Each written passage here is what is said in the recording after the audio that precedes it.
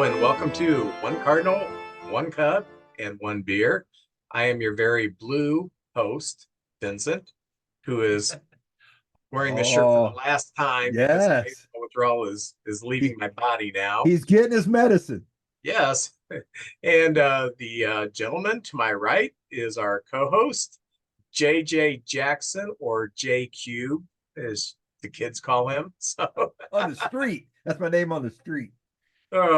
So I want to remind you to like us on Facebook, contact us through one card, one cup, one beer at gmail.com. You can support our efforts through Patreon. Go to patreon.com and you just search One Cardinal, One Cup, and One Beer. And you can support our efforts for $3, $5, or $10 a month. And all of your efforts are greatly appreciated. Have a new Cub back here. Oh, I think you can probably tell by the sideburns that this is either in the late 60s, early 70s, or that weird period in the 90s where Luke Perry brought back sideburns for a little bit. Last week, our Cub was uh, Minori Kawasaki, and he did not play for the Cubs for long, but everybody loved him on the Cubs. In fact, I think it was John Lester who said, "I will pay his salary if you keep him on the roster." That's how wow. popular he was with the Cubs. He bounced around the league for a while, and he was always a bench player, but he had a tremendous sense of humor, and all of his teammates always loved him. And the guy who guessed it was Mike Buchanan. So it's kind of funny because I got Mark Marianello who answers on the YouTube Everything. deal, and Mike sends me an email. So I just kind of see which one pops in first, and Mike beat Mark within an hour. It was really Ooh. close. Hey, hey. But our tally so far, Mark has 7. Tom Maget and Mike Buchanan are both have 2 tallies, and Cooter Love is stuck at 1. He got the very first one, and he's been stuck at 1. Sorry, Cooter. But remember, you are collecting tallies, and the one who has the most tallies at the end of spring training will win our prize package worth millions of dollars. You get some of our One Cardinal, One Cup, and One Beer merch, and you'll get 2 tickets to a game, the team of your choice. And remember, if you decide you want to go to San Diego, room, uh, food, and transportation is on you. We'll get you the tickets, but it's on you. And just to remind you, the quality of the seats is completely contingent upon how much money we bring in through Patreon. So um, you could be sitting nosebleed, or we could be getting you a suite for like season tickets. Who knows? We maybe some millionaire will Oh, support man. us. All you can eat. Yeah, something like that. So, and if you want to be a contestant on one of our trivia contests, the guest on our panel, if you have an interesting story that's baseball related, an interesting connection to baseball, and you want to just be a guest and tell us about it, just drop us an email or a direct message or a comment or something. Say, hey, man, I'd like to challenge you guys to trivia, or I'd like to be on a panel, or I was the first person to ever bring a trained monkey to a baseball game, and I got a story to tell. Something like I that. want, We'll let you I know. want to hear that story. Okay, well, I am the first person to ever bring a trained monkey to. No, so, JJ, how are you doing? Man, Cub Nation, Cardinal Nation, baseball world, it's happening. It's February. We're in the last days of February, and you wouldn't know it by the weather. Vince, did it You're get gonna know it 80? tomorrow. Oh, yeah. That's the thing. Most of y'all know me and Vince are in Missouri, and I'm telling you what, even though Vince is a Missouri, he's a Cub fan, but we get all kinds of weather here. Yes, die hard right there, and I respect that. But yeah, 80 degrees, and then what's it going to be tomorrow? 30s, maybe? Yeah, 40? overnight is supposed to drop into the teens. Oh I, man, I was just eating on the deck it's an crazy. hour ago, and I know that it's supposed to get in the teens tonight. I mean, and this is what I was wearing. It like in the 70s. It's not nice. By the way, I want to tell you something. Okay. I love liver and onions, but I hate the lingering smell in the house. Okay. So I don't make it very often. And then it hit me. I'm going to make liver and onions outside. Uh-huh. Yeah. Everybody did. So I made the liver and onions outside tonight, and it was really good. And I posted on Facebook what a genius I was for doing liver and onions outside. And my neighbor who lives kind of down the hill from me, she said, well, great. I don't like liver and onions, and that smell's going to waft my way. Sorry.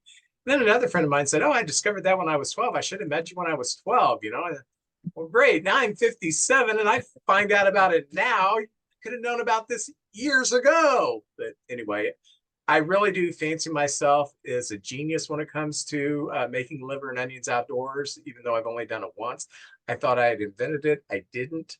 But I did come upon it organically. I did not figure this out from anyone else. It was like all the planets aligned, and I heard, Vincent, make the liver and onions outside. And I did it. It was great. So I think it was David Hasselhoff. Was that him? The voice? no, was it David Hasselhoff? What a guy. No, I don't know. Hey, our official mascot of the show is Bing Bong. Now, does Bing Bong like the smell of liver and onions, or does it repel him? He was not around. Okay. I think he's in the bedroom sleeping, but Tuffy was very fascinated in the liver and onions, both when they were raw and I had to get away, get away, get away. And then after they were cooked, me and Kathy were sitting there eating. Violet does not eat liver and onions, so she wasn't eating with us. So we're eating the liver and onions, and Tuffy just kind of wants some, wants some, wants some, and Kathy's trying to keep Tuffy away. But yeah, Bing Bong probably would have wanted some if he was out there, but sleeping in the bed. Sleeping in the bed, getting his rest, getting his rest. Well, we were talking about the weather. I love the anytime you go to your local news, they show spring training. And man, you got the cactus and the sand out there in Arizona, and down there in Florida, you got those palm trees, and the grass is green down there. The grass is green, and that's just I'm ready for it. I'm really ready for it. Don't want to rush. We all have some injuries or some battles out there. We've got to see who's going to be on the final 24-man roster, or 26-man. I'm sorry, I'm used to saying 24, 26-man roster. But I have an announcement today too. Long time ago, far away. Sounds like that's a Carpenter song. Ain't that Superstar at the beginning of Superstar? We started the free agent contest. It was our second free agent contest, and it kind of just seemed like, oh man, Boris and his free agents kind of kept everything to a screeching halt. Well, I won't tell you who signed this week, but because Vince has, he's excited about it. But because of that signing, two people said Cubs, and the one of them can't be caught now. He's won. He's got 3 of the 4 he got right. The other guys got 2, but they both have the same answer for Snell.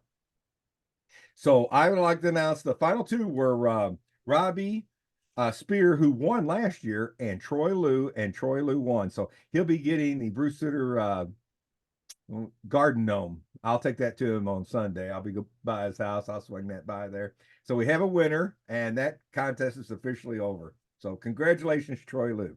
Congratulations, Troy. Troy Lou. Well, I tell you what, Vince, before we get into baseball too much, this weekend I was working midnights, and I got into a documentary. Everybody who knows me and Vince, we love baseball, professional wrestling, or as I call it, wrestling down in Arkansas, music. We love music, and movies and TV. Probably that's our favorite things right there to keep track of. But I watched a documentary on Run DMC on the Peacock Network. Let me tell you, it was great. I'm not a big rap fan. If you get a chance, watch that Run DMC documentary. You can see where it starts out where New York is kind of going bankrupt, and all the problems. And these two guys just became friends, met just out of the blue, and had a love for this kind of sound. And it really wasn't, an art form yet. It was kind of just growing, and they did this and went way beyond their dreams of doing that. So if you get a chance, I recommend seeing the Run DMC documentary on the Peacock channel. Have you seen that one, Vince? No, I've seen the advertisement for it. My It's my wife actually likes Run DMC, so we'll probably check it out together. So I knew like 6 songs by him. I knew the big ones, Tricky and all that, the Walk This Way and all that kind of stuff. So anyway, if you get a chance. Dumb Well, Girl, huh? What is it? Dumb Girl. I don't think I know that one.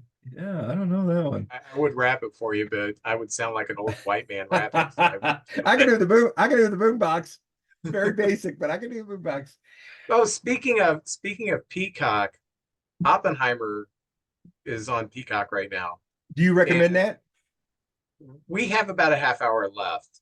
Okay. Um, I like it. It moves. There's a quick pace to it, and there's a lot of flashbacks. So you have to kind of keep track of uh three different time periods in his life, and they kind of go back and forth. The acting is tremendous, and my favorite, I there,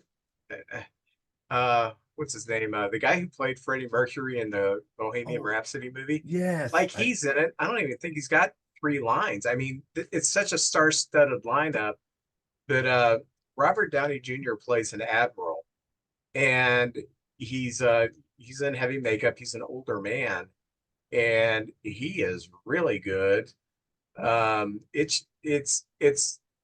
It's very it the first we watched the first half hour of the first night, and we were both like, yeah, that's kind of, especially my wife. She was like, I don't know, blah blah blah. I was like, yeah, it's kind of hard to keep up with. But we watched it a second night, watched about another hour the second night, and then I really got into it. So we watched about 45 minutes last time. We still got like a half an hour left. It's a 3 hour movie, but yeah, it's really good. Um, and the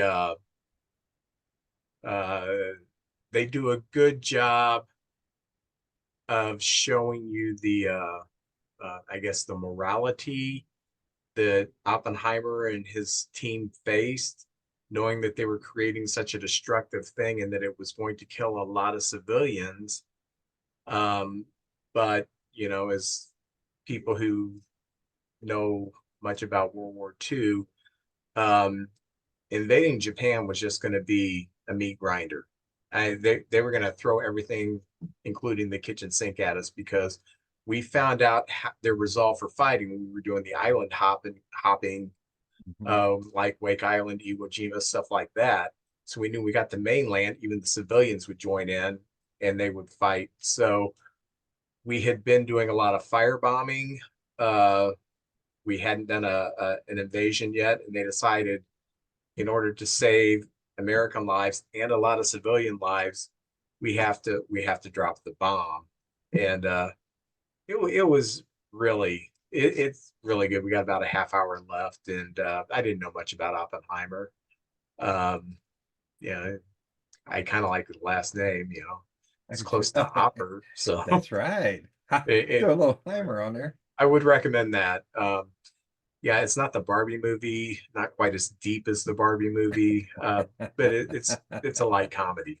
So, Okay. All right. Yeah. Well, there you go. Now you got some watching to do. We got baseball and Vince. The season started. The preseason has started. Uh, uh, did you watch the first game of I the did. Cubbies? I have watched parts of. I watched the first two games. Um, Yesterday's game was only on the radio, Oh, okay. so I just sat and I just watched like 2 innings today. Um, and I I don't like want to watch. It's who cares what the score is? Right. It's a situation where I'm watching this to see how players are performing, and mostly I'm into the pitching, and I wanted to see Hendricks pitch today, see what he looked like. He looked pretty good, so I was happy with that. Then I had other things to do today, so I only watched a few innings today. How about you? Well, Did you watch I any? I woke I woke up. I worked midnights Friday, so Saturday I got up and it was about the sixth inning, and of course there was a split squad, and the game they televised was the one we lost, which it doesn't matter. And I got to see a lot. I mean, it's great to see, all the guys out there. And one thing I did notice was the game we lost. I think Descalzo was the coach. Yeah, Descalzo was a coach, and the edict was don't get thrown out of the game. Because whoever gets, I don't think maybe anybody but Earl Weaver gets thrown out of practice games. But and then at the little press conference at the end, he accused Skip Schumacher of showing him up because he didn't come out and hand in the lineup cards. He wouldn't come out there, and they're friends, and it's just good. That's just I love that about baseball, just little things like that. But I tell you what, so far everybody looks good. And later I'll talk about Tommy Edmonds not coming back from his wrist or thumb surgery so quickly, which made us made a move. But Victor Scott, the second, not probably projected to make the team, but he could if he comes out. And Vince, that speed, it reminded me of the Whitey ball. He got on first on an infield hit. The ball was a double play ball, but he is so fast. When the second baseman came up to throw it, he had a double clutch and then throw it to first, and the guy legged it out there. The pitcher was going to pick him off second, but he balked, and he goes to third, and then he scores on a sacrifice fly. And that's exciting to know that we might have that weapon out there, Victor Scott the second. So that's pretty cool. Win, like most young players, came up, and I think he was overmatched his first month in the big leagues. But that happens to a lot of it. Happened to Mickey Mantle and Mike Trout. So not comparing him to those two fellas, but a lot of the greats even have a little trouble when they first come up. So I know Pete Crow Armstrong looked a little overmatched, but he didn't get to play all the time either. But anyway, it's just good to see all these guys out there and see the players in the other uniforms, and get to see Soto in a Yankee outfit, and the Dodgers and their all-star team. See all the new guys they have. It's pretty cool to see all the back in action. So anyway, that was my takeaway from it. Anything else you want to add to the spring training so far? I'll just capitalize on something that you said, that, bringing up all these players who were brought up that struggled. That's kind of the norm. It's a rare instance that someone comes up and is automatically a contributor, because there is a learning curve. I mean, there's a reason that AAA is different than Major League. And that learning curve happens every time you go up. And what the whole system is attrition. Some players cannot make it out of A. They're overmatched in A, so they fall off really quick. Some players, they go from rookie ball to high A, and then they get stuck there and they don't proceed, and they're eventually let go. And some make it to double A. That's as far as they make it. Some make it to triple A. Most people who make it to triple A do eventually get at least one call up. But if you look at the history of Major League Baseball in particular, since I would say since the 40s, players come up the first time, they're not usually automatically contributors. In fact, way back in antiquities, in the 40s and 50s, you could bring people up and never play them, and you were just like, get acclimated to it. Pinch run you maybe once or twice, maybe in a blow, I'll give you an at bat, but get acclimated to what we're doing. Sit on the bench and look at the speed of the game and how this works.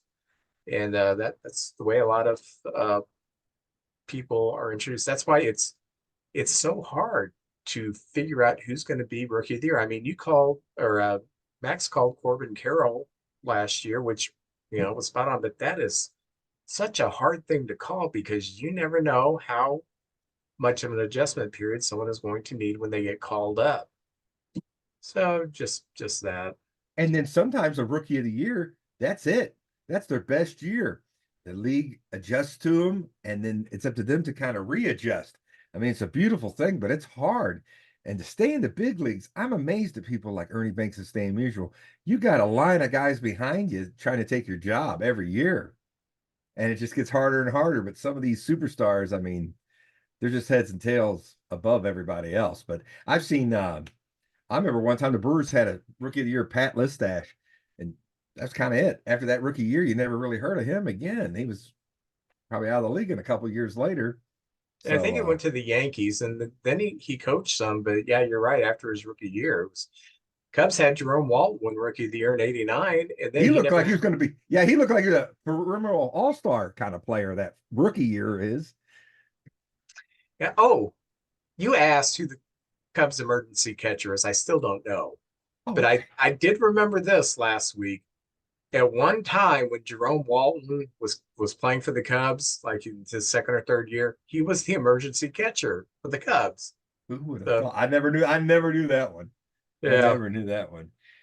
Well, while we're still in the chat, I'd like to bring up the passing of Jose De Leon. He passed away this week, and I tell you what, Jose De Leon, I always he died at the age of 63, played 19 years in the big leagues. He was drafted by the Pittsburgh Pirates, and he was in the third round in 1979 draft.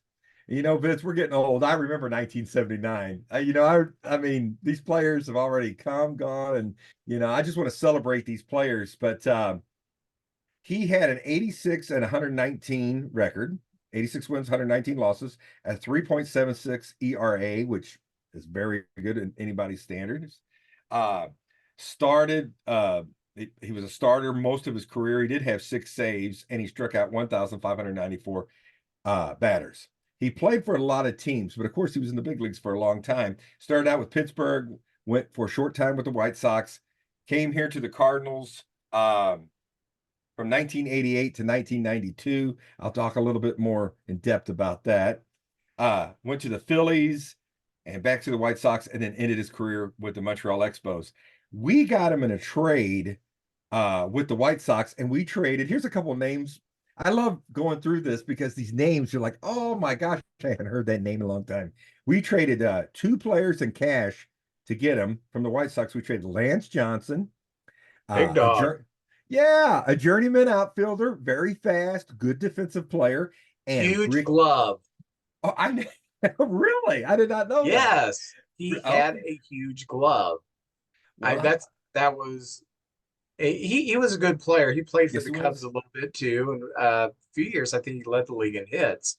But he had a huge glove. It was Oh, be darned. I remember Did the he first time I good saw him, arm?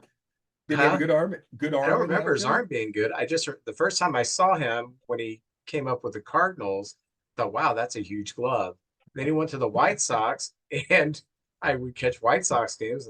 Yeah, that's still a huge glove. Then he came to the Cardinal or the Cubs, like, still got your huge glove, don't you? Man, I wonder if there's a rule how big a glove could be because some guys, the catchers, they used to have those big mitts for knuckleballers. Yeah, Knuckleballs, yeah. yeah, the knuckleball mitt. They could block it, just knock it down.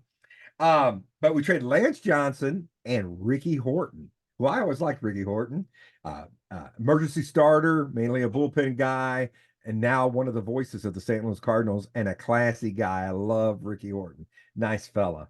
And little side note, my sister-in-law used to babysit for Ricky Horton for his kids when they would go out. So have that little Cool.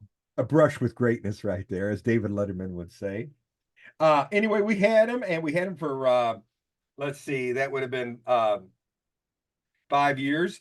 And I always thought of him as a guy that just didn't get a lot of support.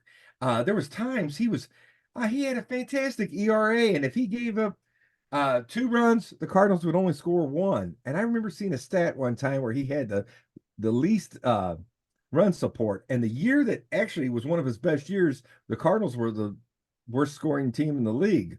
Uh, I really felt bad for him. And when he was with us, he was there at the very end of the Whitey Herzog years and the first couple of years of Joe Torre.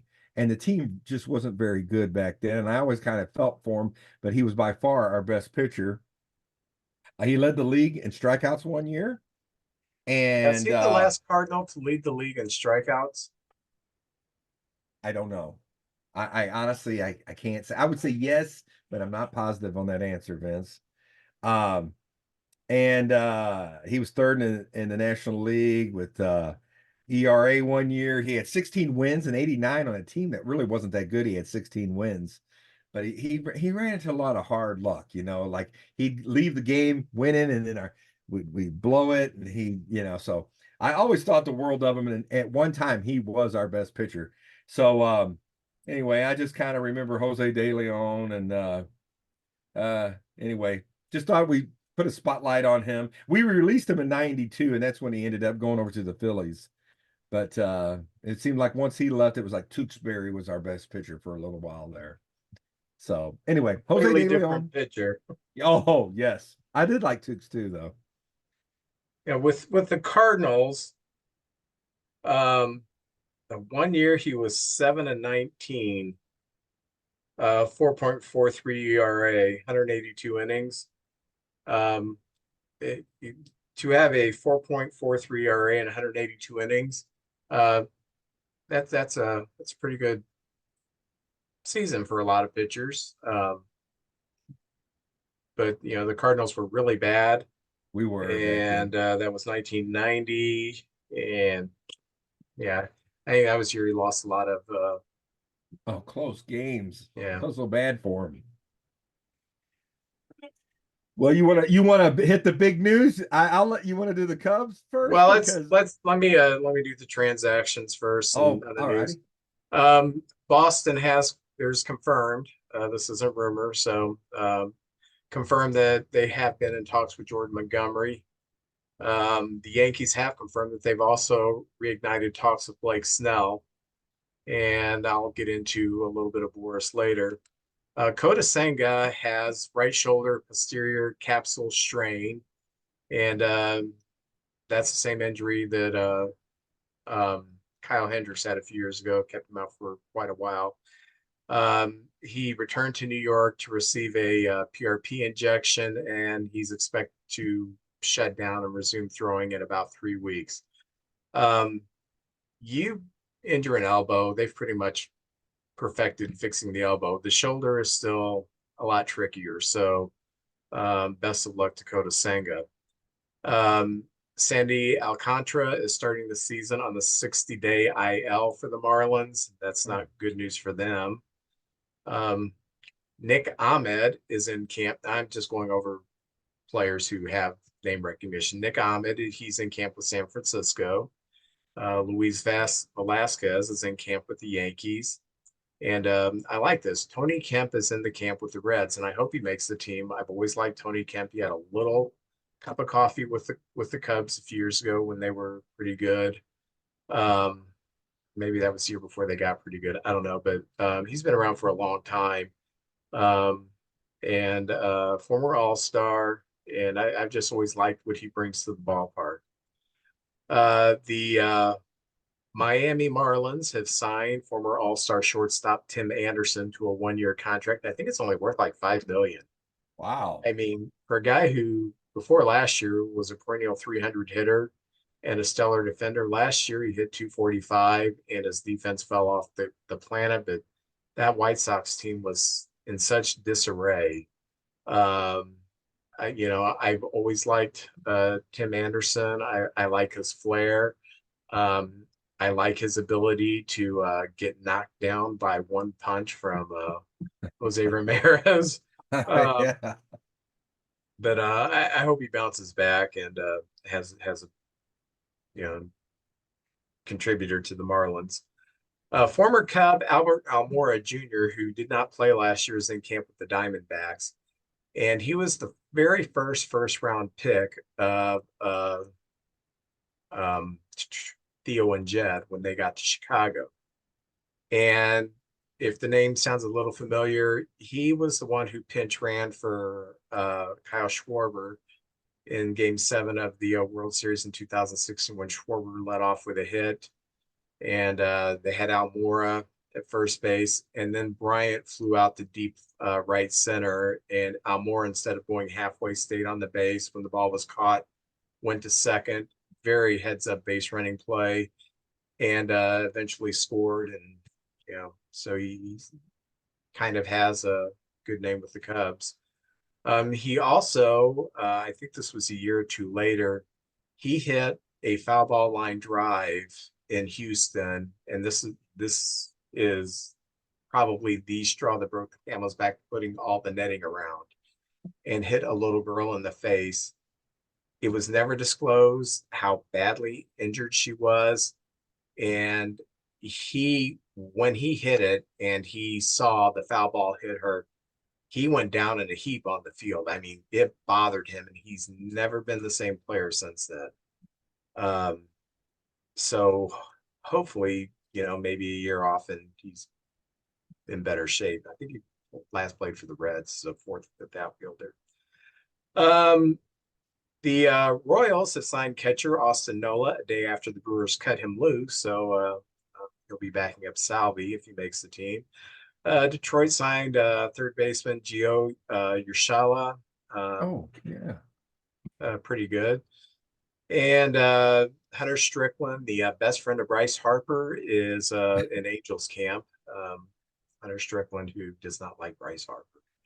They got in a really good fight a few years ago. Right-handed pitcher Adrian Sampson, who, if that name sounds familiar, he was in the my competition last year for the fifth starter.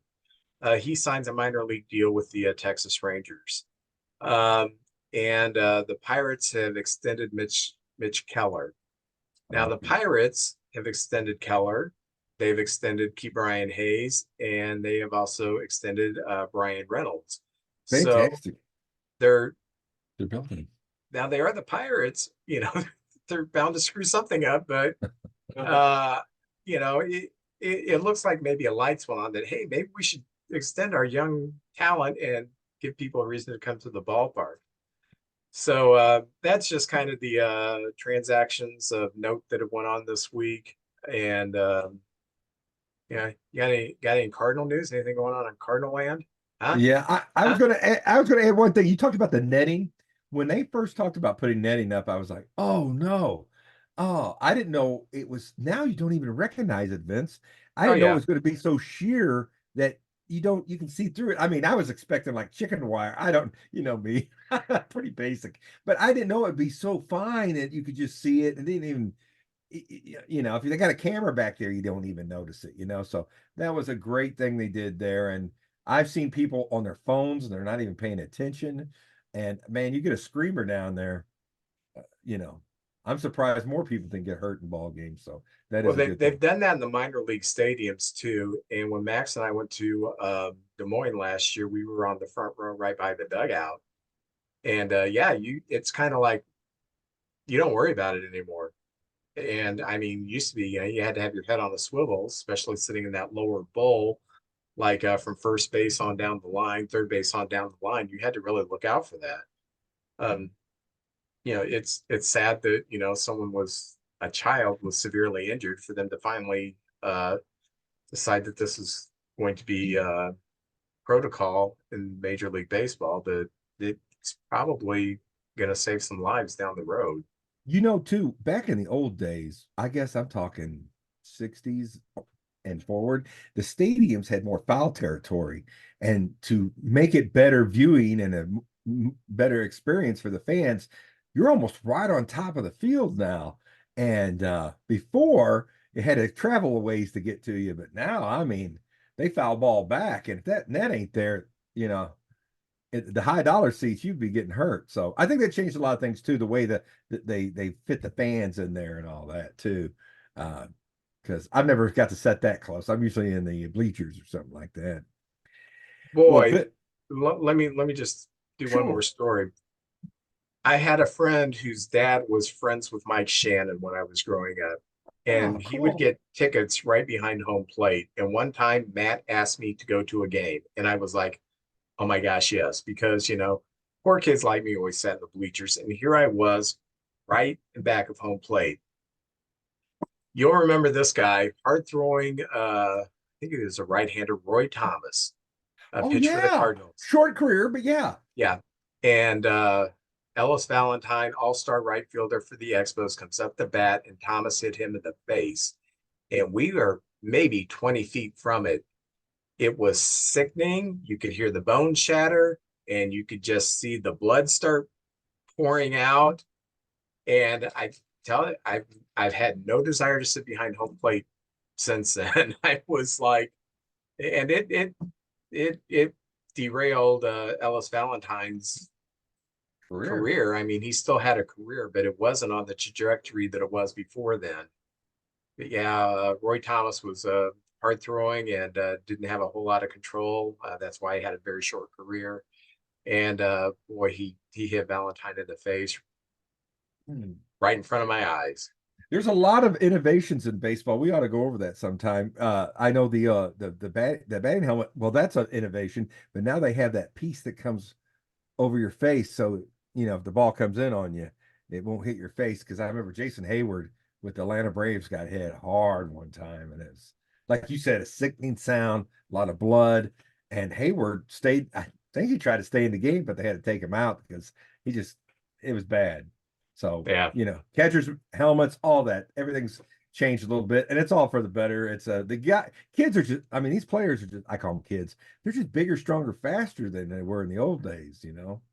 yeah. So, man, collisions and stuff. Well, Cardinal news. Oh, it's Cardinal time. And we signed Brandon Crawford from the one of the all-time favorite San Francisco Giant players. I am happy to have him on here. And I think the reason we did this is Tommy Edman had thumb surgery. He's our backup shortstop, utility man, and he plays in the out center. There's talk he's going to start at center field. He's a switch hitter. He's going to just bat primarily from the right side, but he has not been cleared by doctors to even start swinging the bat yet. So we kind of had panic. We got guys in the minors, but I don't think they're quite ready to be in the big leagues. So you know, just to make sure we have somebody of quality on the team, we got Brandon Crawford. And I like this move. And I listen to those radio shows, and some fans, you ain't going to make them happy no matter what you do. But I think this is a great pickup. Brandon Crawford is a multi-time Gold Glover and a three-time All-Star player. He's won 2 World Championships, class guy. And you got Mason Wynn, who is going to be the shortstop unless he gets hurt or he's just overwhelmed. And I think this is great for Crawford to kind of take him under his wing because he's never played 162 games. The minors aren't as long as the big leagues. Just tell him how to pace himself, not get too high on the when you're doing good, not get too low when you're doing bad, and show him how to be a big leaguer. And we need veterans like that in the game. A lot of teams go out and get these veterans. I know through Cardinal history, there's times I couldn't believe we got Will Clark and Cesar Cedeno and some of these players that just came in that I've Lance Berkman, who had a little more gas in his tank, but Larry Walker, guys like that who come in and are a veteran presence and work with the young players as well. So I think it was 1 year, Vince, was it 5 million? Something like that. It wasn't a whole lot of money, but he's going to come in here and he is the backup to win and can play sparingly. And I've always liked him as a player, a spark plug kind of guy who he's a winner. Whenever he's been there, he's a winner. And we talked like the last couple of years, me and Vince were talking before we started the broadcast. Last couple of years, he's been declining. But that year, about 3 years ago, when the Giants out of nowhere had the best record in the National League, he was one of the captains of that team. He was one of the reasons they did so well. So who knows? He might find himself in there and be a big part of the team too. So I'm excited to have him aboard. Welcome to St. Louis, Mr. Crawford. So that's one of the things. Vince also, It's a good oh, signing I think because so too. he's not going to be asked to play every day. So, you get him give win some days off. You've got a solid backup. Um, he's not going to contribute much offensively unless he just has some kind of a weird renaissance. At his age, that's highly doubtful. But with the talent you've got with Goldschmidt, Arenado, Walker's going to be a year older. The rest of the guys, Contreras, he doesn't have to contribute a whole lot offensively. Um, and he just needs to make the plays. He's not a Gold Glover anymore, but he still has great hair. Yeah, we've got some good hair guys on our team. Donovan's got that good hair too. As the guy with no hair, I appreciate a good head of hair. And Vince, I don't know how you feel, but if you were a big leaguer, they'd have to pull that uniform off me. I'd play until they told me you're not welcome anymore. So I applaud these guys like, hey, still want to play. So he's out there doing it, and let's see what happens. Well, also in St. Louis Cardinal news, we have, I always like this every year, we have our own Hall of Fame, the St. Louis Cardinal Hall of Fame, the Red Jacket Club. You see those guys come in on opening day, and they're there later. It's usually around August, September when they induct the new guys in. And there's 4 guys up to be in the Cardinal Hall of Fame this year. And I'll just quickly go through them. Edgar Renteria, and Vince, I didn't know he was with us for 6 years. I knew he's here for a while, but time flies. He was here 6 years, and I think of Renteria hitting a game-winning hit in the World Series when he was with the Florida Marlins. But he was a big part of our team up here too, and some real successful years. So he's there. One of my favorite guys, George Hendrick. George played with a lot of teams around the league, but at one time he was our most powerful batter, and that was back when he hit like 20 home runs in a season. The Cardinals we had a big field and we didn't hit many home runs. But George Hendrick, like first, when he was younger, he played center field. And for us, he played right field in '82. So George Hendrick, I love him. And the one story I always remember about George, as soon as we won the World Series in '82, George just got dressed, got in a car, and left. It was Did business. not talk to the press. Did not talk to the press. And But he did talk to Jack Buck out of off respect. camera, Oh, off the okay. record. He was good friends with Jack Buck. I'll be darned. George Hendrick, yeah, good, And good guy.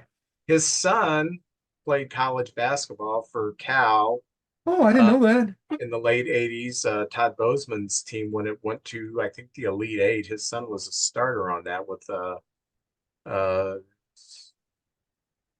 gosh, can't remember his son's first name now, but Jason Kidd was on that team.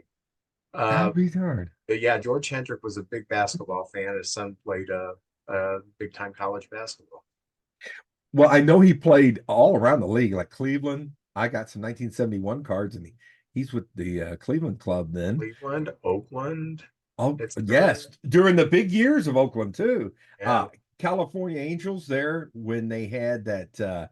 It was, I think it was maybe 80, 81, right in there. So he played all over the league. But I remember his times here. He played 6 seasons with the Cardinals. played for the Padres too. That's who the Cardinals got him from. Yes, that's right. That is And right. he hated hitting in San Diego because in those days at that old stadium, you couldn't hit home runs. Dave Winfield, as big as he was, he had trouble pushing 20 home runs. So It probably helped Randy Johnson win those Cy Youngs, that big yeah, and Randy Jones, I'm Randy sorry, Randy Jones Jones. and oh gosh, um the guy with the big ass, Oscar Gamble. He signed a huge contract back in those days to go to San Diego, and he was in like single digit home runs. And it was just a very difficult place to hit. These guys, that was something else. These stadiums, that's another thing about baseball. Each stadium's completely different, has its own little idiosyncrasies and things like that. I just love that. The other 2 guys that's up for the St. Louis Hall of Fame, Steve Carlton, who last year I used this platform to really, I love Steve Carlton, one of my all-time favorites, lefty, a unique cat. If you've ever heard any interview with him, he's kind of an unusual guy, but successful he was. That guy was an incredible player, and he was a 3-time All-Star with our team, and had anyway, love Steve Carlton. And the last one's Matt Morris, who I know you're a big fan of. Very underrated pitcher for the Cardinals, have played 8 seasons here.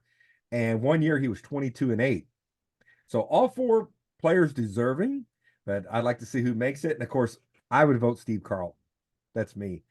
See, I would vote Hendrick because he really was a catalyst to that 82 team. He was the only thump we had. The Cardinals brought in Porter thinking that he was going to supply some power, and Porter just offensively, unless it was the postseason, was not that good. And Hendrick, even though he, only hit, 20 home runs or so, he drove in a lot of runs. And well liked by the players. Yeah. And I like Hendrick going. I like Matt Morris. They're pitching. There are players who can throw 102 miles an hour, but it's straight.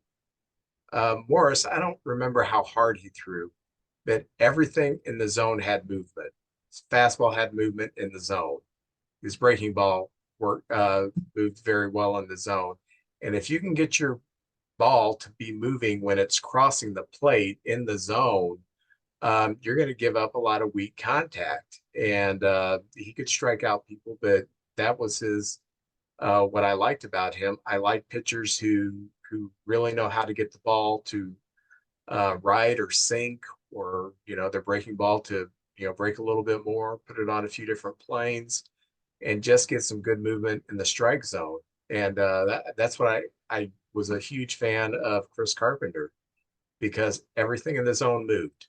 And when I was a kid, guy I went to church with us was a huge baseball fan, and he pitched in high school, and he's the one who drilled that into me. A great pitcher is always going to be someone who could move the ball in the zone. And he said, when I pitched in high school, I could not throw hard, but everything I threw had movement. I was very successful. So I like those two. Yeah. Edgar Renteria, okay. Steve Carlton, okay. He had some great years in St. Louis. He also had some, like, didn't he lose like 20 games once, So um and then he was still doing interviews when he played with the Cardinals. Because I Yes. saw an old interview with him talking about how he's working on a slider. Wonder how that worked out for him. Yes. He came back to celebrate somebody's career. I think it was Bob Gibson. They had like a Bob Gibson day, and he came back for it. And they asked him a lot of questions, but he only wanted to talk about Bob Gibson, what he meant to him, and how he mentored him, and you know, uh, just kind of wanted to be like him. Like that's what I want to. That's who I want to be, kind of thing. So, but he didn't want to talk about like uh, he was a black belt in karate. He was just a unique cat. And Tim McCarver was one of his best friends. Said, I never know what Lefty's going to do or say out there. You talk about Matt Morris. I liked him. When he was here, he was our ace, and he was a guy, a pitcher. You got to kind of keep your emotions in check. And we've had some pitchers like Carlos Martinez had electric stuff, but he would just have meltdowns out there. And Joaquin Andujar, I loved him, but he'd just go nuts. But Morris, if he didn't get his call, he'd say, "Where was that at?" He just, he wouldn't blow up or nothing, and he just kept attacking. So those are the kind of guys I like. So yeah, I like Matt Morris too, and I hope he gets in there. Uh Albert Pujols is in the news. He's been named manager of the Dominican Republic club, and I know he's got aspirations to be a major league manager one day. I know, Vince, we've talked about this before. Sometimes great players are not great managers. Ted Williams, I think the greatest hitter of all time, was not a very good manager because he couldn't relay to how to do it because he was just gifted. He can relay that to the players to go do what I do, and most of us can't do what Ted Williams did. But Albert Pujols, I wish him well. I give the Cardinals credit. Ollie's on the hot seat. I know we had a horrible year that last year. I hope, because if he does good, we do good. And I hope Ollie's here for 20 years and we win 5 championships. But it seems like Yachty's coming back and Albert's there. They both want to be managers. Let's see what happens. Let's see what else. 2000 special assistant. Oh, last year I did not know this. Albert Pujols was special assistant to the commissioner, Rob Manfred. So he's kept his name in baseball. He still makes some appearances, still does charity work, and he just loves baseball. So that's cool. I'm glad to have Albert still around. We were talking about Tommy Edman while back. It looks like he may be out for a while due to that wrist surgery to the wrist. I said thumb before. So we need him to come back. And I tell you what, watching spring training, this is just some of my things I've noticed. We have some really good catchers. Contreras, I'm very happy. I love his bat. I love his athleticism. And Ivan Herrera, oh my gosh, I'm excited to see him play. But we have this third stringer who looks like he's going to be the Memphis catcher named Pedro Pages. I'm sure that's not how you say his last name, but I seen him throw somebody out and he looked very good defensively behind the plate. And Crook, who's down in Springfield, was the defensive catcher of Double A ball last year. So we've got four pretty good catchers. And I was looking back through the history of me following the Cardinals, and we've always been blessed with some very good catchers, guys that would come from other teams. I know Matheny wasn't originally a Cardinal, didn't come up to the system, but and I know Daryl Porter wasn't either. But we've had a lot of catchers come up and like behind Simmons were back up and eventually go out and play other places. Tony Pena was here for a while. He came from another organization, but we've had so many good catchers, and this has been a blessing. And Contreras, of course, with the Cubs. But through the years, Yachty kept a lot of guys being backups or getting traded for a player to other players, and Ted Simmons did too, and Tim McCarver. So we've had some really good catchers here over the years, and it seems like the Dodgers can develop pitching, and we develop catchers. I don't know. I mean, you need a catcher, but wish we had a little bit of that pitching development that the Dodgers have. And I know Carson Kelly will be a catcher with the Tigers and Kisner's with the Rangers. And that's it, Vince. That's kind of it from oh, and there's a card show this weekend. Everybody, I always go to the card show up on Revis Barracks. And this week, Vince, here's a name from the past. Stump Mitchell's going to be there. Remember Stump Oh, Mitchell? Yeah, he's a little spark plug. running back for the The St. big- Louis Cardinals and then football Cardinals. And he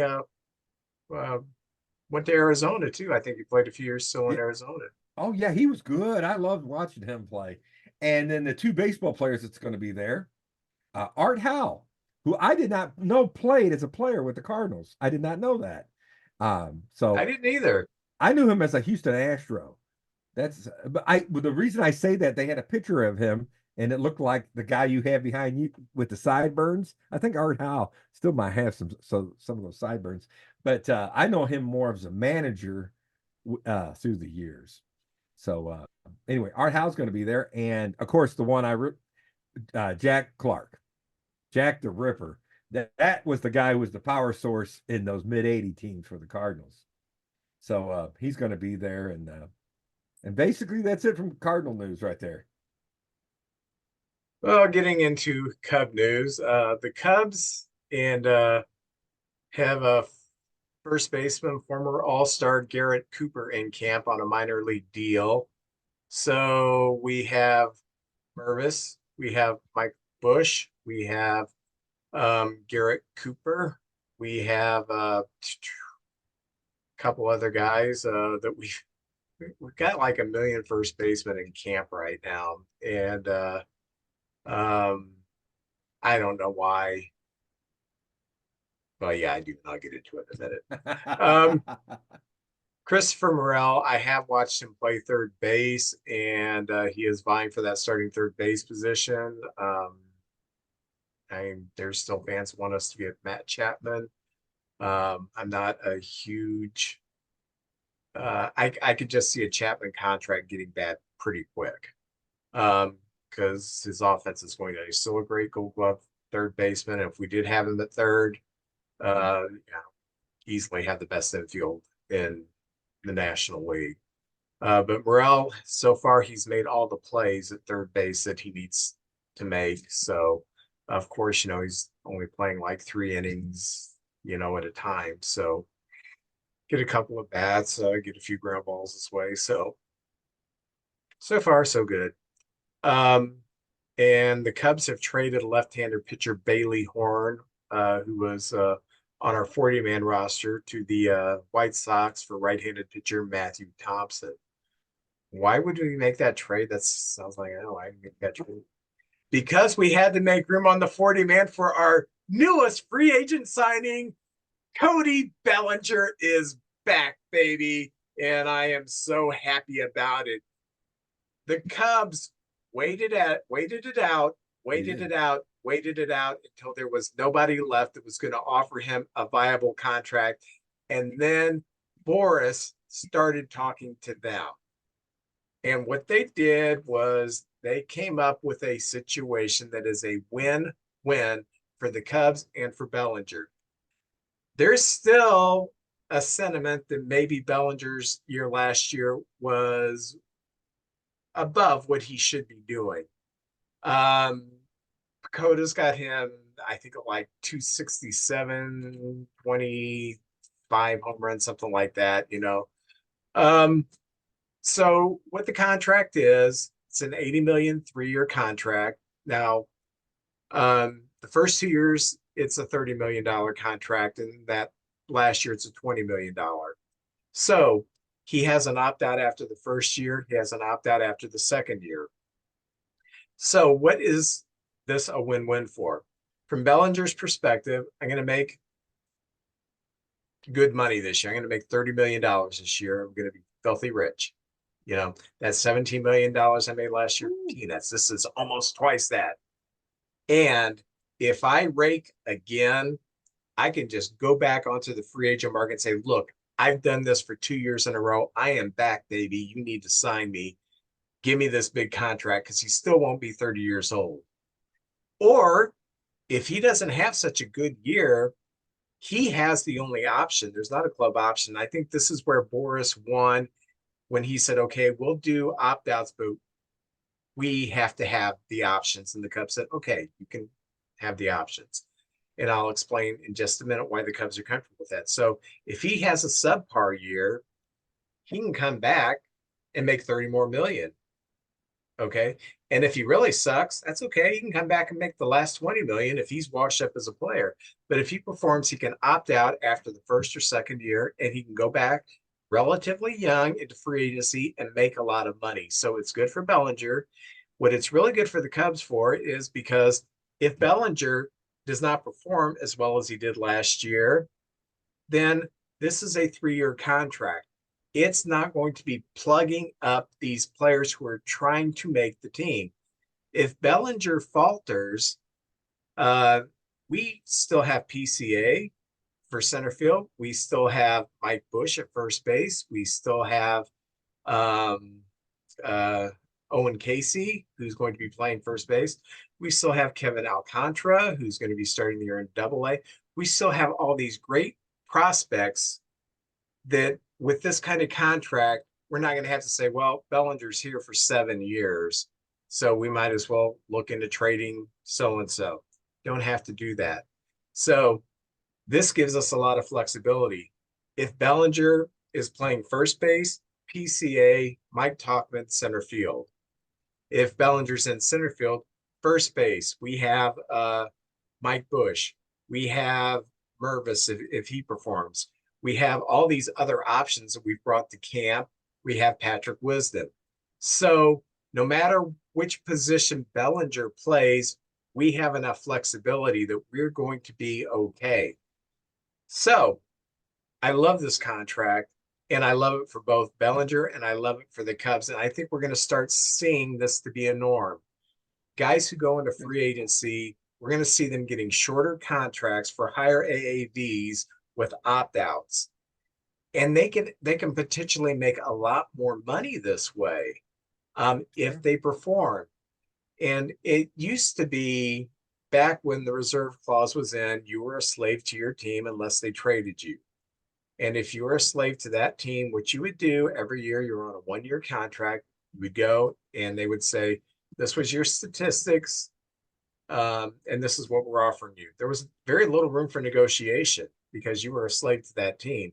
And what clubs like to do is they like to point out the oh, you hit 38 home runs the year before, but you only hit 32. So, we're gonna give you $5,000 less or something like that. They would nitpick players like that. Well, now in free agency, you don't have that issue. But this is kind of bringing us back to a point where if you perform, you're going to get paid. If you don't perform, you're not going to get paid. And I think the days of these long drawn out 6, 7, 10-year contracts are going to start really, really, really going by the wayside because they're bad investments. Yes. Because when you sign a player for that long, I mean, we went through it with Jason Hayward, and they don't perform, it's like an albatross around your neck. what can you do? Nothing. Nobody wants to take him. You can't trade the guy. What the Cubs eventually did with Hayward the last year of his contract, they just said, "Nah, we're cutting you." Dodgers picked him up. Cubs paid a salary. That 20 some odd $1 million he was due. Those days are. It looks like those are going to start to be over because these opt outs, I think, are a great thing not only for the player but for the clubs. Um, Vince, but you I also see a lot of teams like the Brewers with that Jackson kid and Acuna Jr. They're taking those years that they could be arbitration years and just buying them and giving them a couple extra years.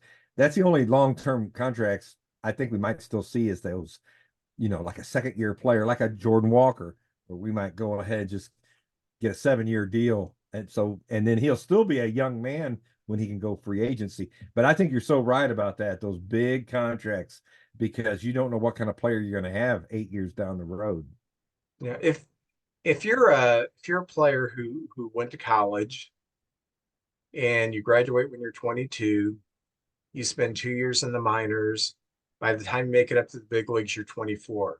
You have to play 6 years before you can go to free agency. By the time you hit 30 and you're ready for free agency, guess what? You're not worth that money anymore. You're just not. This Otani contract for 10 years, that's going to be a bad contract. Of course, I'm not paying it till whenever. I hope I'm still alive when the Dodgers are financially broke because of this stupid contract. But anyway, um, um, I really think that um, the free agency model is antiquated because baseball, when we were growing up, you like those veterans who are older. Baseball has become a younger man's game. You know, players come up and within a couple of years, man, they're all stars, and they're stuck on for 6 years with the team, and they want a good raise. They have to go to arbitration because clubs are cheap and they're going to try to pay them as less as possible. So buying out these contracts, so you buy out the arbitration years and you make good money. And then, when you're 30, if you have free agency, you can take a 3 year contract for a high AAV. And if you're still performing after that, because some players do perform into their late 30s, but you're 33, you finish that one, man, I'm going to sign a 2 year contract for $40 million for this team because I could still perform. So I just see this as a win-win for the players and the teams. I agree. So I automatically have, I may be optimistic, but I really think this could be a 90-win team. People say, okay, Pacoda picked us at 84 and a half. Last year we won, 83 or 84 games. The deal is we, based on a run differential and all the statistics, we should have been an 89-win team last year. I think now we're a little better. Our younger players are getting major league ready. Our pitching staff is going to be much better because Imanaga is solidified the center part. Jameson Taillon will not have another year as bad as he did. I think the pitching is going to be better. I trust Counsell to make sure that the bullpen is used properly. I really do think we can hit 90 wins this year. Will we? I don't know. I just won 77. Who knows? But I really think we have the potential to win that many games. I see if Chris Morel, I still think in terms of strat baseball. Okay. Fielding, a 1 is great, a 2 is good, a 3 is you don't want a 4 or 5 on your strat baseball. You don't want a 4 playing third base, right. Because every time you roll that 20-sided dice, there's a double instead of an out, or a double play or something like that. If he could play to the point of being a 2 or a 3 on strat baseball, I'll be happy. And if he does play that well defensively, he's going to pop. Last year, between the minors and the majors, he popped 37 home runs altogether. I see him hitting 30, 33 home runs this year.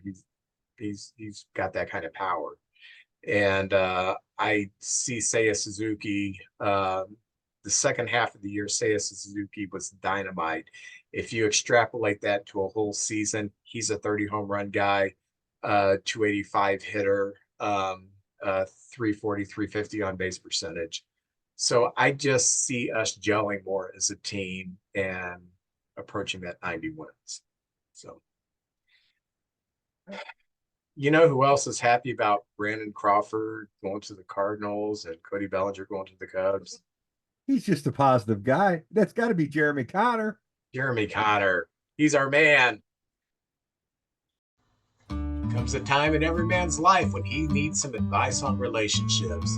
You need to listen to the podcast DMDR, which stands for Dating, Marriage, Divorce, Remarriage, from my good friend Jeremy Connor, the Dr. Phil of the Boot Hill. You can find DMDR on Spotify or whatever platform you choose to listen to your podcast. Thank you, Jeremy. We are going to spotlight two different players. I had something else planned, but it's something that I don't have to do immediately. So it kind of fell through, and we'll put it back together over the next few weeks. But we are going to do a spotlight. Well, we're just going to do a spotlight. And JJ, who are you looking at? The Wizard of Oz, Ozzie Smith. Was he any good? Oh yeah. I try to usually pick somebody that, like Johnny Keene, I think was the last one I did. Guys that are big parts of our history, but doesn't get the recognition. But Ozzie, just this shining player in the middle of that I just wanted to spotlight. Who's on your end? Who you got? Who you're doing? I'm doing Lenny Randall, who only played for the Cubs for one season, but Lenny Randall was a character, and I'm going to go through uh Lenny's I remember Lenny Randall. I just Lenny's remember as Major a League. Texas Ranger. Yeah, we'll get into that. You want to go first? Sure. Love Ozzie Smith. Let me Everybody. say two things about Ozzie Smith. Oh, Two sure. things. Number one, a friend of mine's wife passed away, and he was a golf pro for the Cardinal teams in the 80s and 90s. So he's good friends with Ozzie Smith. So as we were coming to the funeral, Ozzie Smith was leaving the funeral. And when I walked in, there were people there that I just said, "You should have been here 10 minutes ago. You could have met Ozzie Smith." I came to a funeral. I didn't come to meet Ozzie Smith. It was just kind of a little different. Second thing about Ozzie Smith, I used to go to the Muni a lot. For those of you who don't know, it's an outdoor theater that does plays. And went to go see The Wizard of Oz, and Ozzie Smith played The Wizard of Oz at the Muni. Perfect. That's perfect. Yeah. Oh man. So go ahead. Well, Ozzie Smith, and everybody listening here knows who Ozzie Smith is. We might have a couple of young viewers out there that know the name and know that guy was a good defensive player, but don't know the whole story. Do yourself a favor, watch the highlights. I know they got a lot out there on Ozzie. But Ozzie was born December 26th, the day after Christmas in 1954. He's 69 years old now. And we don't, like the Yankees always name a captain of the team.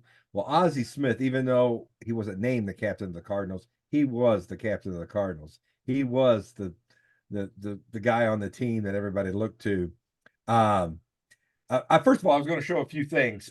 First of all, I got the bobbleheads. One of my favorite bobbleheads is Ozzie with all his gold gloves, and they have all the years he won a gold glove right there, and he's leaning on them, and then he's got one in his hand for that year too. And of course, Ozzie's on that wall in left field, number 1, and they go by the numbers that are retired, and Ozzie Smith is on that wall. One thing I think about Ozzie too is when I was not long, it doesn't seem terribly long ago, when they would have opening day or a big event, you always would see all the Cardinal greats, and it was always led by Stan Musial and Red Shandings. They were the elder statesmen of all the great Cardinals that were still living. They passed away, and then it became Bob Gibson and Lou Brock. And then they passed. It seemed like just within months of each other, they passed away from those 60s and 70s Cardinals.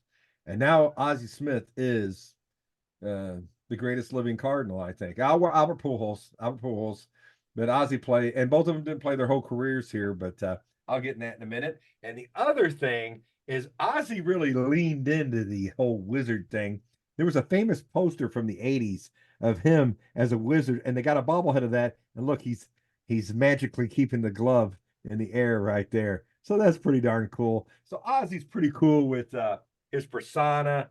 And then I even have a one with, and I'll talk about this here in a little bit, the old the flip. Ozzy's known for the flip. So that's kind of cool. Just showing that out right there. But Ozzy, he had a war, a lifetime war of 76.9. And a lot of experts say if you have a war of 60 or more, that's Hall of Fame level right there. So 76.9. There's a stat, Vince, I kind of wanted to share with everybody here. Ozzy, when he came up, was not known as a hitter. He came up with the San Diego Padres, and I believe he was a mid 230s hitter, was not known for hitting at all. But in 19 seasons, he had 10,778 at bats. And Vince, he only struck out 589 times. That's Hall of Fame level right there. The man was just hard to strike out. Um, he came up with San Diego, played 4 years there. Very just just an incredible defensive player. We live in St. Louis or in Missouri, and San Diego, of course, is on the West Coast, and we didn't get to see these games. The only time I really seen Ozzie Smith is when we played them, or late at night. If we were out there, I could hear Jack Buck describing what was going on. But so he kind of fell through the cracks. We didn't get to have all these games televised when we were kids. But anyway, let's see some of his accolades. In 2002, he went in the Hall of Fame. He was a 15-time All-Star. He was a 1982 world champion. He went to 3 World Series. The 3 we went in the 80s, 82, 85, and 87, but we did win in 82. I say we, like I did something, but I'm part of Cardinal Nation, so that counts. 13 Gold Gloves, and he was the National League Championship Series MVP, and he won 1 Silver Slugger.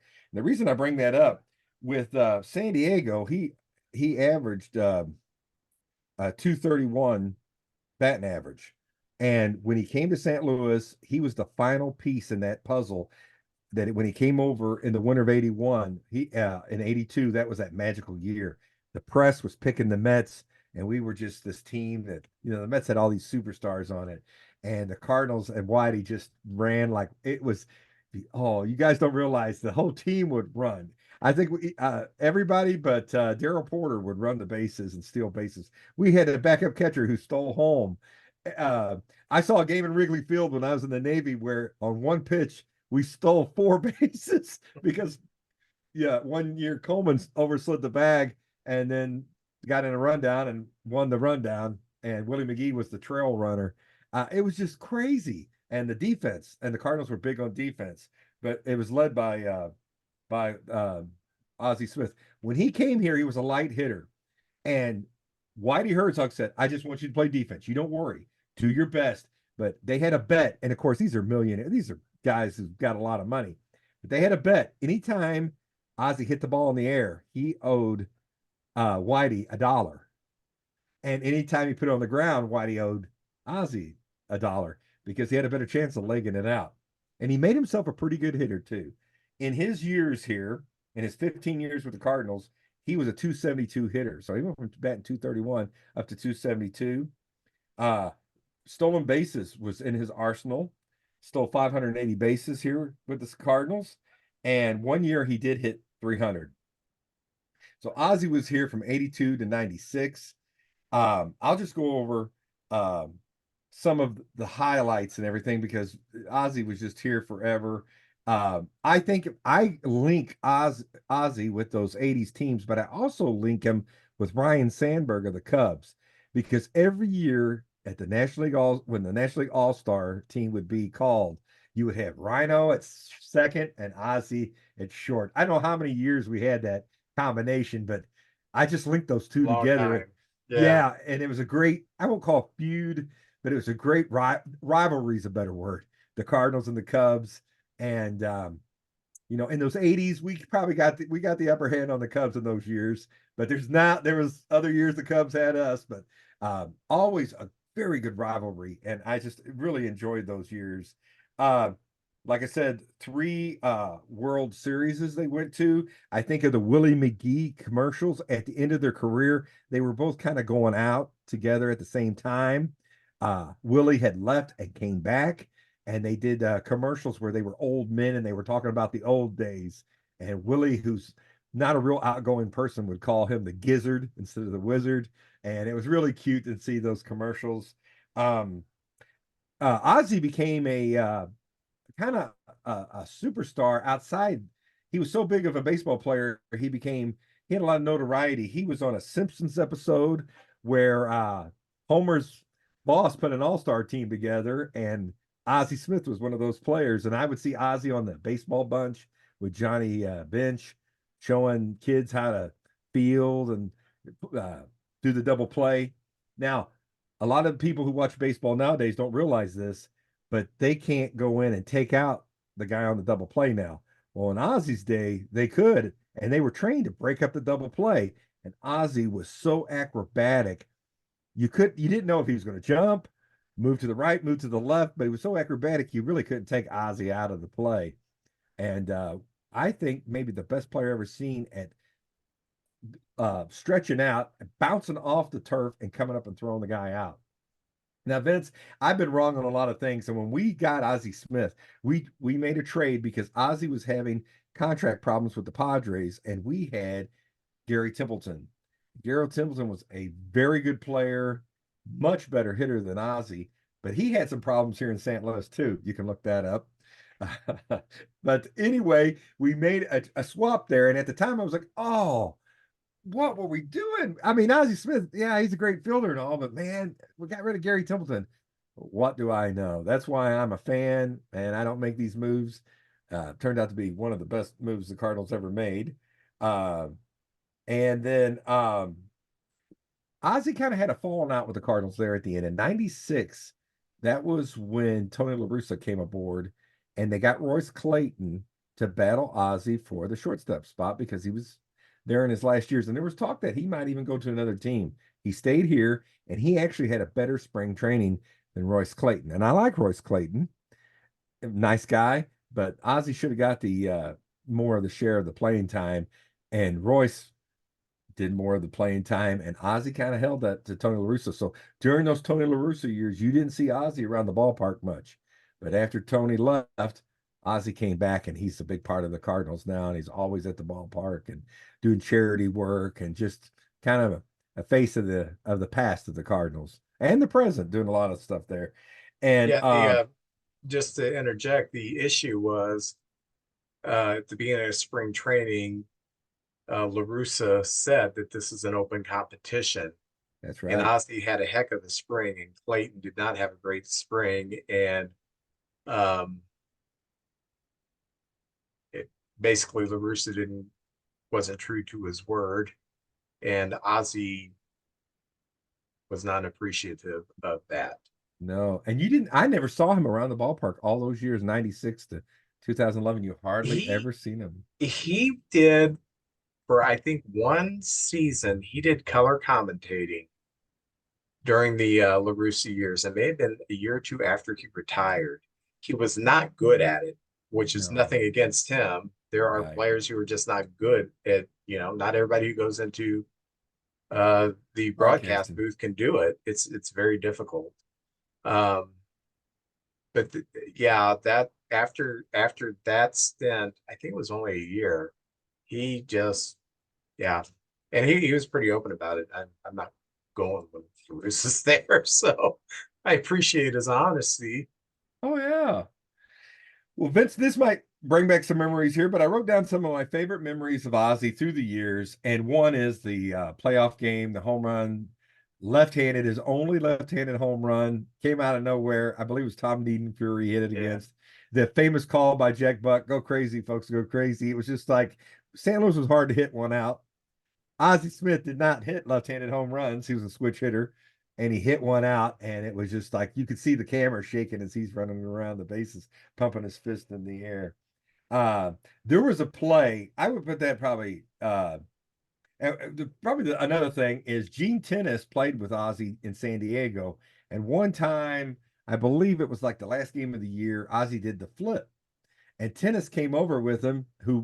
Gene was a great player with the Oakland A's, and he said, "Hey, do the flip." And then he went out. I think it was opening day. Ran out and did the flip, and that became like his signature after that.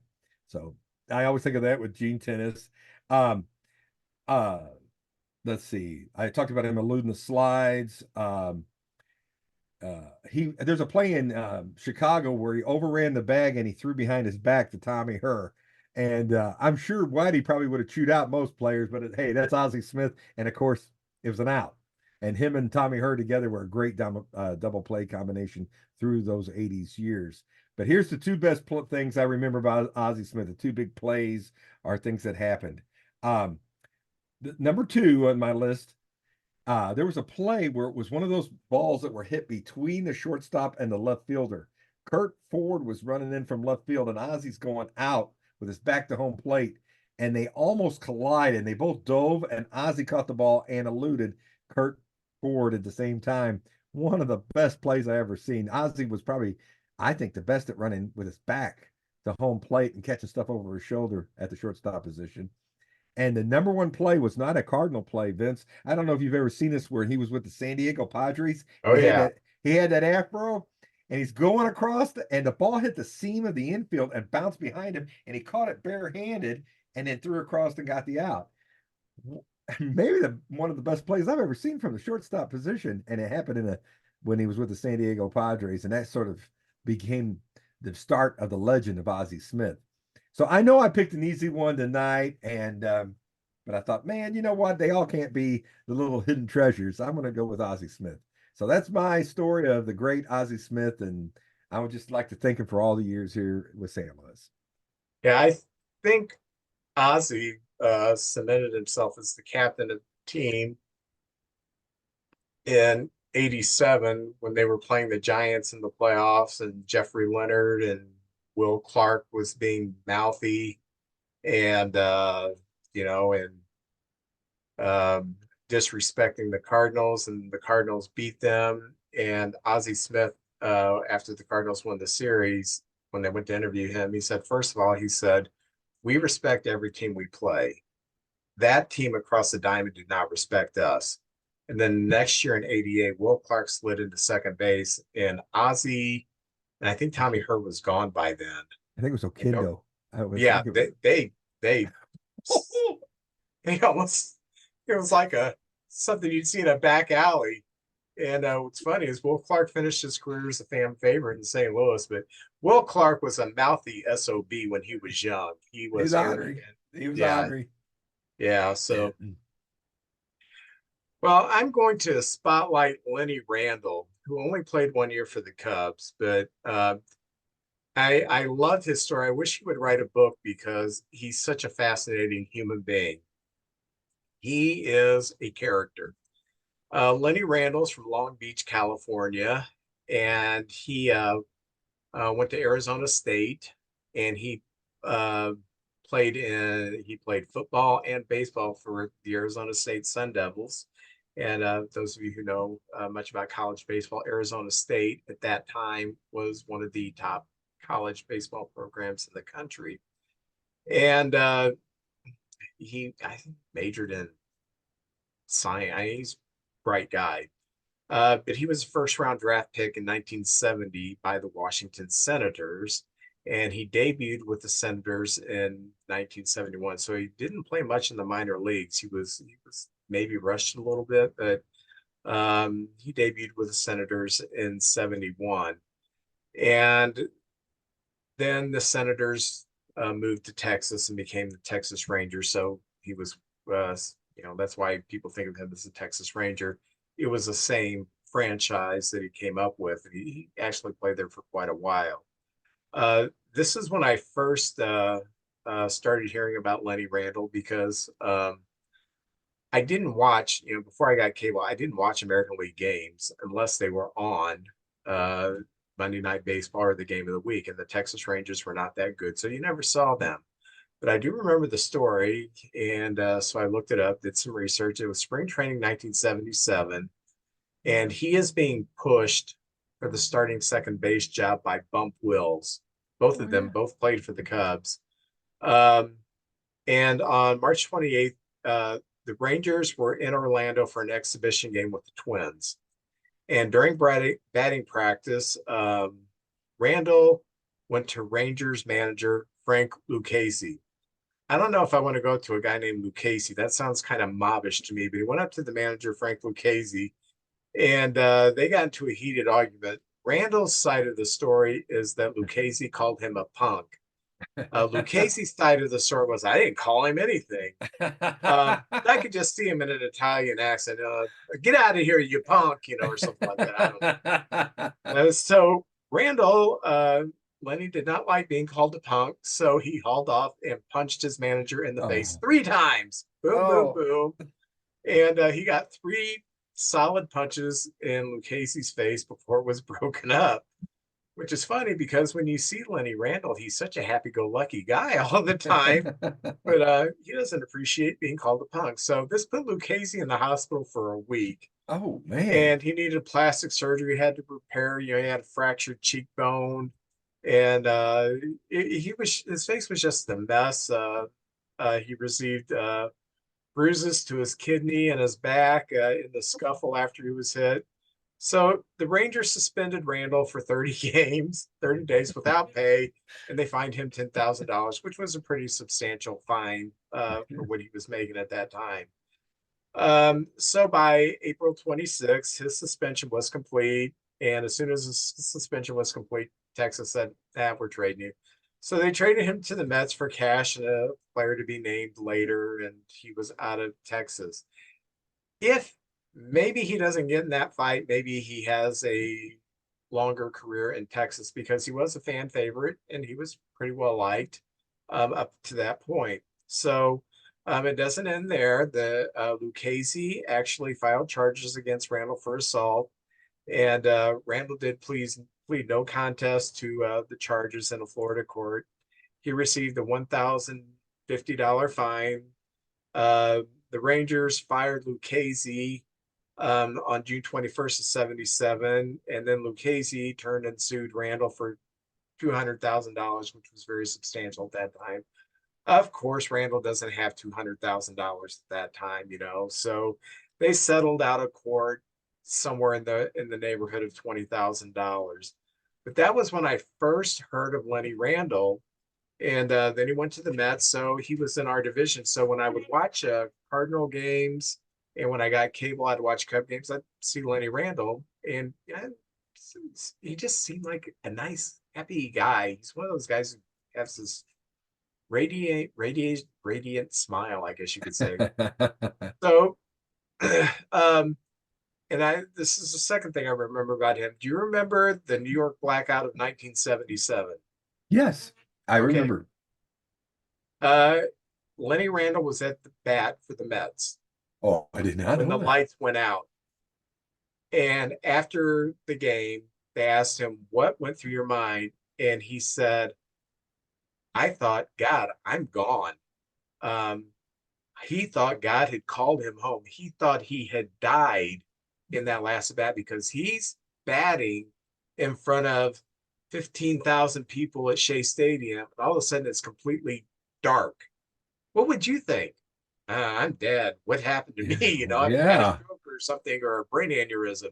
But that was his thought. So he played a few years for the Mets, and in 1980 he was dealt to the Cubs. And this is what I really got to be a Lenny Randall fan. Um, for the year, he batted 276. He played a lot of third base for us. Wasn't a power hitter. He had 5 home runs, 39 RBIs. He had 19 stolen bases for a team that was terrible. He was our regular third baseman.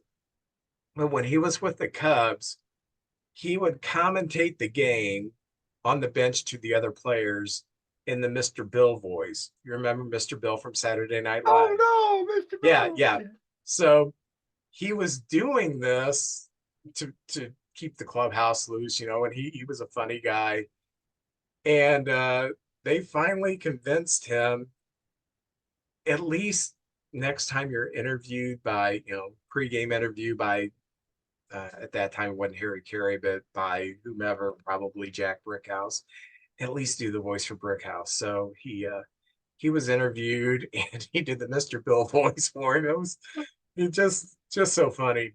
But that was the only year he was with the Cubs, and I was so, as a 14-year-old kid, I was so like, oh, man, they traded Lenny Randall. Yeah.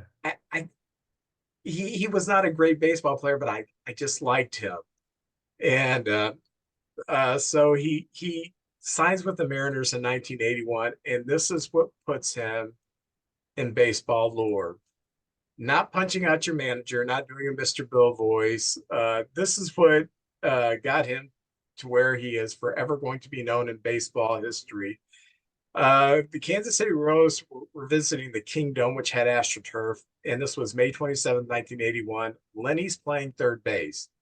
Amos Otis hits a slow roller down the third base line in the sixth inning.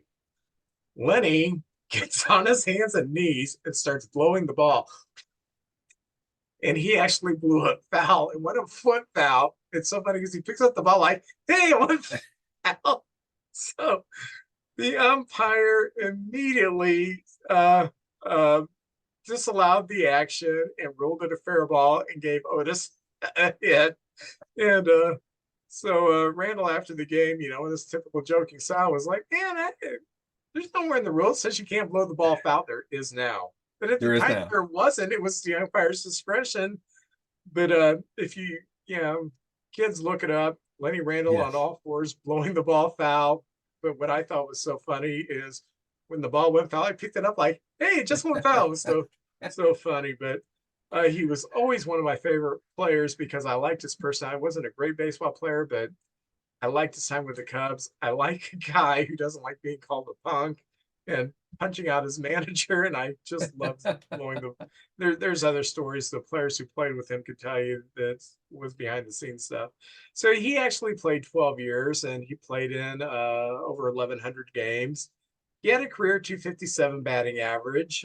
He had over 1,000 hits, which is good. He only hit 27 home runs, but he scored 488 runs in his 12-year careers, 322 RBIs. He played for bad teams. The Senators / Rangers at the time were terrible. The Mets were terrible in the late 70s. The Cubs were terrible in 80. Then he went to Seattle, which was an absolute disaster in the early 80s. But he's kind of a forgotten guy, but I always liked him. So I thought one day I'm going to do a spotlight on Lenny Randall, even though he only played 1 year with the Cubs. So Lenny Randall, always appreciated him. Yeah, good going, Vince. I didn't know most of that. I remember Lenny Randall, but I didn't know any of that.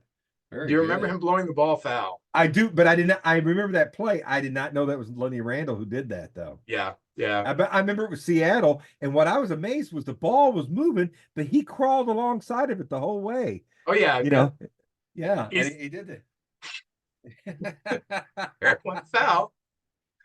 So anyway, what are you opening up? Well, Vince, I wanted to do 2024s, but I went back to buy another pack. They were completely out of them. I'll pick up some more this weekend or look for some. So I had to go back to 2023's Series 2 with Judge right there on the package. So that's what I'm opening up. Here comes the Judge. Here comes the Judge. I like that when the fans all wear the Judge outfits and all that kind of stuff. I hope he stays his whole career up there. He's having a Hall of Fame type career, man. That dude is special. Let me turn all the cards in the same direction. All right. My goodness, we have a Colorado Rocky, and I'll be honest, I don't know a lot of their players. This guy here is Michael Togla. There he is right there. I guess that's him. That's him. And he's very happy right there. All right. We have the ace of the Brewers now, Freddie Peralta. Right there. That's a good picture of him. I tell you what, the Brewers without their coach and a couple of their starters, Woodruff he's hurt, but And then they got Hoskins. They'll be okay. Especially in our division, they'll be okay. Kansas City Royal, Drew Walters. Do not know him at all. There he is. All right. Oh, here we go. The Moose is loose from the Cincinnati Reds. Mike Moustakas. Mustakas. Moustakas. Right there. Yeah. Uh, San Francisco Giant, JD Davis. Is he still with I believe he's still with them. As far as I know, he is. Yeah, there he is. Who else we got here? Oh, one of the guys. I tell you what, I do like him as a pitcher, but we had a big fight with the Reds one time, and there's Johnny Cueto. Johnny Cueto, yeah. Yeah, and there he is with the Marlins. And look how many years this guy played in the big leagues. Look at all those years. That guy's had a long career. Oh, speaking of San Francisco, we were talking about them when we were talking about Crawford. Another big piece of that puzzle, Brandon Belt, who's no longer with them as well. You know, it's kind of sad when your team you have success and then all the pieces kind of, the players don't stay there forever. Let's see who else we got here. Daniel Bard from the Rockies. I'll show him right here. There he is. Those sideways cards. I'll tell you what, the Topps really does a good job with their cards. A future star. Oh, this kid had a big part of the Diamondback success. Alex Thomas, right there. Yeah. Future star. A lot of success. There's a team card with these team cards are not a checklist, but on the back they tell you the top who led the team in all the different categories. And here's the Seattle Mariners. And I like that. They're doing one of those da da da da da dances right there. So Seattle Mariners. We have they do highlights from the year, and remember when the Padres had all those grand slams in 2000? I think it was 22. Yeah, 22, so yeah. San Diego. They called them Slam Diego, I believe it was. So right there, Soto and Machado right back there celebrating a grand slam. JD Martinez, this guy has had a long career. What a hitter. It took him a while to get going in the big leagues, but man, the last 2/3 of his career, very good. And there he is with the Dodgers. Yeah, he's still out there. He's a Boris client. He's still out there. He's still out there. He can help a lot of teams. Well, the Giants wanted to sign him, and he didn't want to go to San Francisco, which I don't blame him because,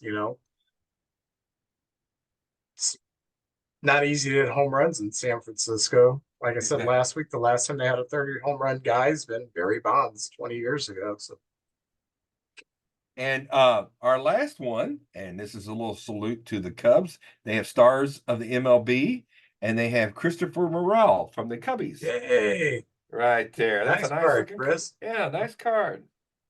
So right there, that is my pack of cards. The 2023 Series 2. I've got a few more of these left, minor league cards from 1989 with the ghost cards. Yeah. So Yes. I like these because I always like to find out if we get someone who's a future major league player, which doesn't happen often. And then we've had a few that have actually went on to become Hall of Famers. Oh my gosh, this is Gastonia pitcher Jim Avizda. I don't remember him. Hvizda. Avizda. You're good in pronouncer. I can't say those guys' names. This is cool. Third base for Erie, Pete Rose Jr. Pete Rose Jr. That's How a about cool that? card to have. Yeah.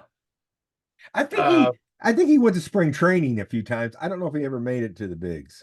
I think he may have gotten a few at bats. Okay. Seems like he played for the White Sox a little bit. Maybe I'm wrong. I don't know. Okay. But for some reason my brain goes there. I'm getting old, man. I don't remember things like.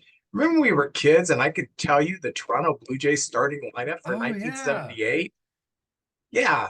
Now I getting old sucks. That's all I've got to say. Oh. We have a Martinsville infielder, Tom Hargrove. Don't know All him. right. I don't know him. Johnson City pitcher, you may be familiar with him, being he was a Cardinal farmhand. Richard Shackle. Never heard of him. Mhm. What an Never heard of him. unfortunate name, Dick Shackle. Jackal. Oh man. I think you can buy that apparatus somewhere. I'll take two Dick Shackles if you don't mind. Uh, Tomorrow's Max's birthday, and I should have thought of that for his birthday. Who Wait a minute, could this use is a with it? family show. Family Yes. show. Never show. That's why we're going to look at Family Man, Barnesville infielder, Dan Welch. That's a solid name. Do not know, never heard of Dan Welch, but that's a solid name. Okay, we have a guy who is a former Cardinal and a former All-Star for the uh,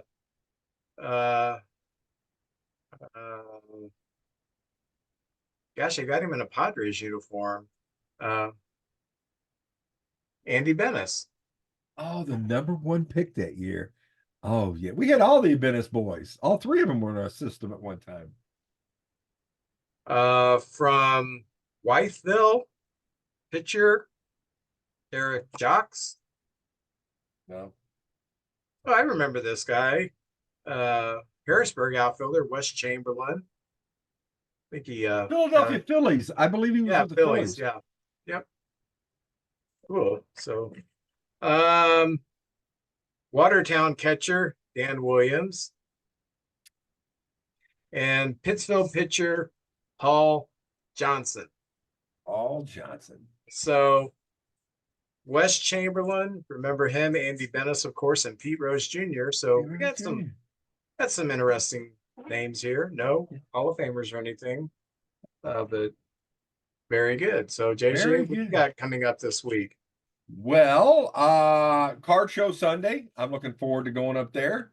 They collected my Enos Slaughter cards. I think I'm about 7 away from having them all. Gonna get some stuff signed by Jack Clark. And that's about it as far as baseball goes. And watching the spring training games. I'm off this weekend, so any games televised, I'll be watching it or listening to them. And it's so good just driving in your car, having it on KMOX and hearing the Cardinals. Man, that's living. That's what it's all about for me. So that's what I got going on. Yeah. Anytime I hear a game on the radio now, I think of oh gosh, I hate getting old.